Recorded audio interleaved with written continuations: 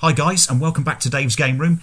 With me again is the man with the master plan as ever, Mike. How's it going, mate? Hey guys, yeah, I'm all good. How are you doing?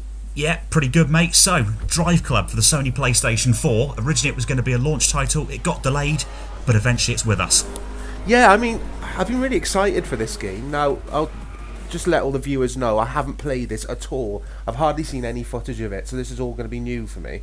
Basically, with this video, it's going to be a case, I think, of Mike asking me some questions and me giving you guys my thoughts on DriveClub, because I've spent quite a few hours with the game.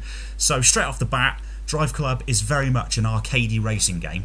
The meat and drink of this game is the word club, so it's taking it online, racing with your friends, and that's basically the main part of the game. The single player aspect of it, as you'll see from the video footage, you've got this tour mode where you go through various locations and various difficulty levels as well, with different cars. You can see here, there's lots of cars that are locked at the moment because I haven't reached a certain driver level. But there's an okay selection of cars. My only criticism would be there's not enough, in my opinion. There needs to be a wider selection of cars. There's going to be content, isn't there, released in the future for it? I believe so, yeah, like an additional location of a set of cars. But to be honest, there needs to be, because there's not enough variety in the cars for me personally. There's no Japanese cars in this game at all. That's strange. So here you can see my car in the Greg's livery colours. And this is me doing a lap time challenge. You can see straight away it popped up with a cornering face off. So it downloads some information off the internet from someone who's done a cornering challenge, and then it's pitting me against it, if you like. Was that someone in your friends list, or was it just some random guy? I think it was a randomer. It's not someone that I know. That's pretty cool. So I've gone back out because I wanted to show an actual race, because that's really where I need to talk about it. So as you can see, just flicking through the cars up to the Ferrari and the Aston Martin there. It is a bit of a grind to start with this game. You're gonna beat the AI to begin with pretty easily, but the handling is really, really good. It's really, really accessible. If you enjoyed and played Project Gotham Racing like we did, oh yeah, that game was immense. You're gonna love this game. So I mean, look, Mike, look at the graphics of That's this intro. stunning. Going back to PGR, isn't this made by the same guys, or a small team? I think maybe some of the guys from PGR for the last PGR game ended up in this. So here's the interior view, Mike. They're all got properly modelled cockpits. Nice. And you can see how awesome it looks from the inside. See, that's how I usually play, is the cockpit view, although it does make the game a bit more difficult.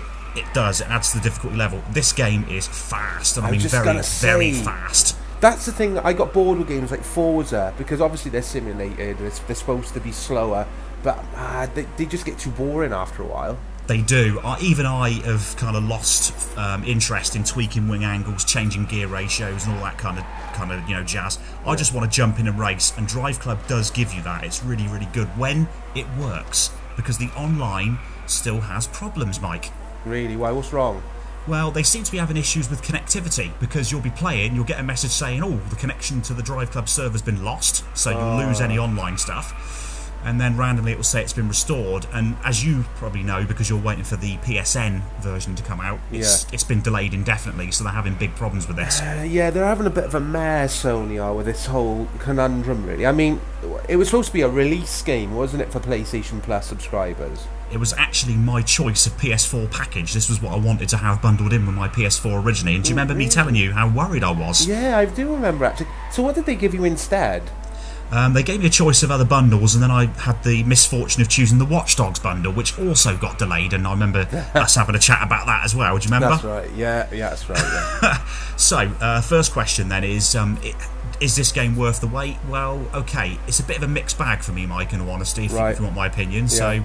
So, feel free to fire away any questions you might have now, as we're showing a race at the moment. So what's the single player consist of? Is it a career? It is basically like a world tour mode, so you'll have a mixture of different events. You'll have just straight up races, where you'll have some objectives like finishing the top two, beating a specific lap time, having a clean lap, which is really awesome, and time trials, where you just go out and set a lap, you have to beat some laps, and drifting. Now, I'm not a big fan of drifting, but I will say this, Mike, this game's drifting mechanics are fantastic. Are they really? It's so much fun. When you pull off a drift and you master it, you're going to sit there going, wow. You're not going to sit there, thinking, oh, wow, it's just like Need for Speed. Because the physics, the cars feel like they've got weight to them, you see. Yeah, I mean, these visuals are lovely. I love that. Look at that. It looks really good. And this is a point-to-point event that I'm doing. You do get some track events as well. Oh, it's got point-to-point. I just thought it would be a circuit racer.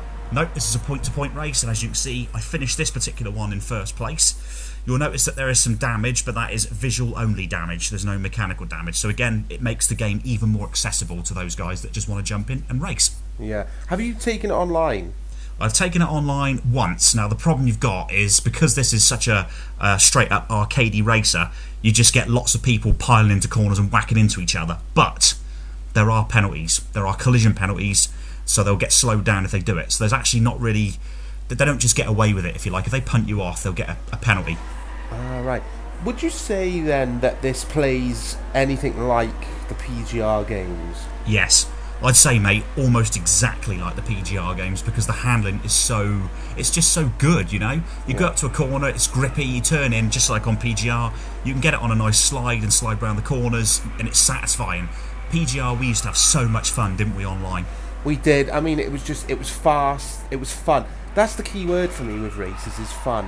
When I'm playing Forza and Gran Turismo in the past, I get bored, like I've said before, I get bored too quickly, because I'm a bit crap at racing games, you know, and I like the balance. I do like the balance.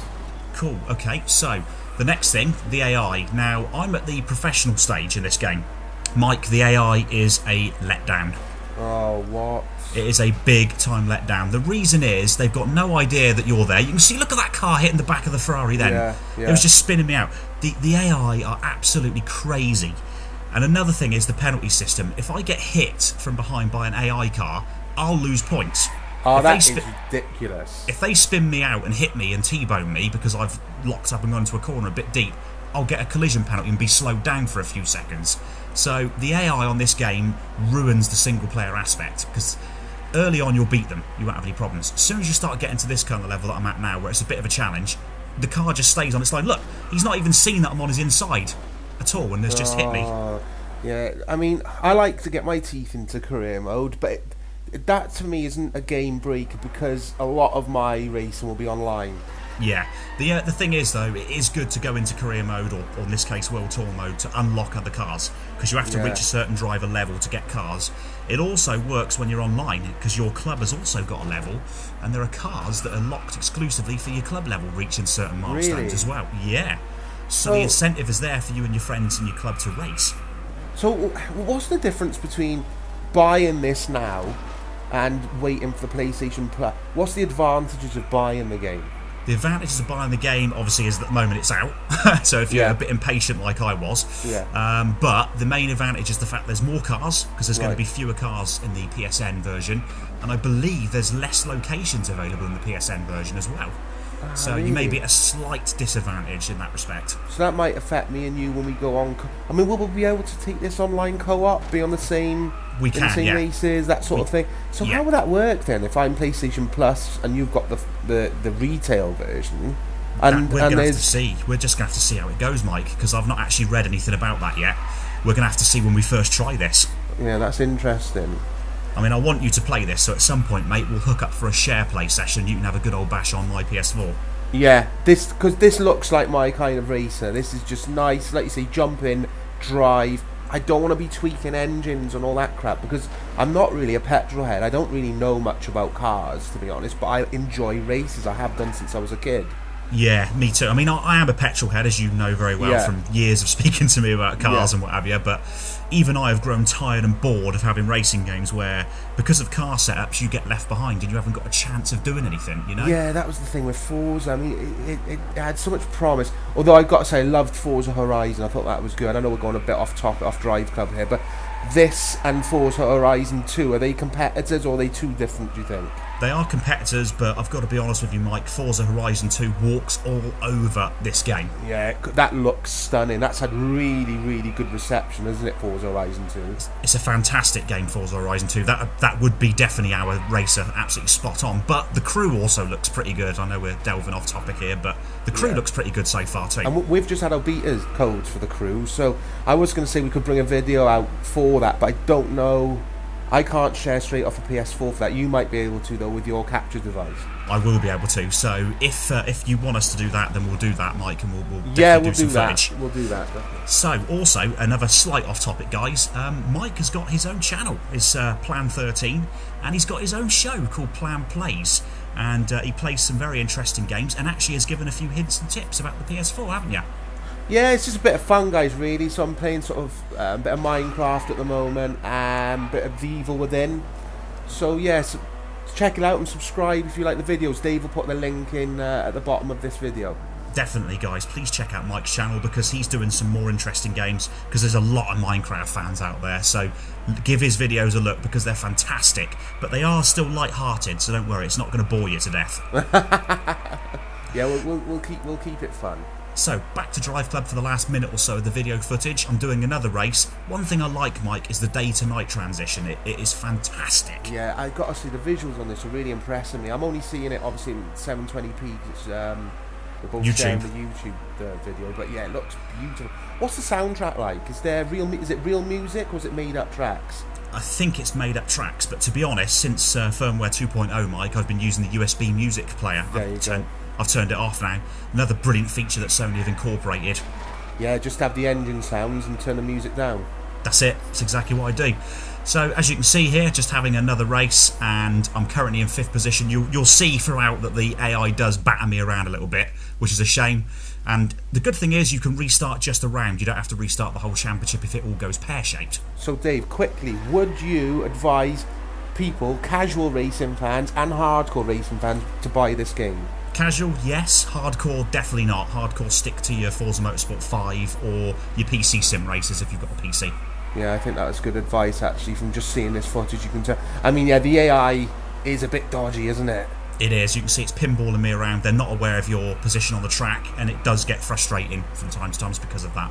Yeah, that's a shame. Okay, guys, thanks as ever for watching, and we'll catch you again soon. Thanks, guys. Take care.